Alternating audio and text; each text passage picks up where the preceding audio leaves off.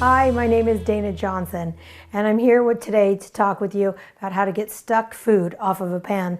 A common problem, I don't care if you have a non-stick pan, sometimes it just sticks. It's just what happens.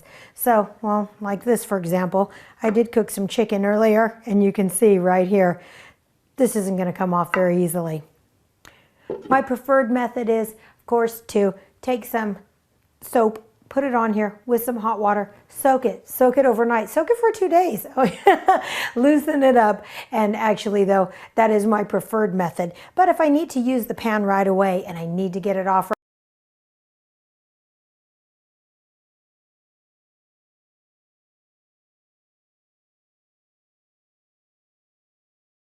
another tool. It's a battery operated tool, and it is a scrubber, and it's supposed to be safe because it has nylon bristles for your nonstick pans to clean it.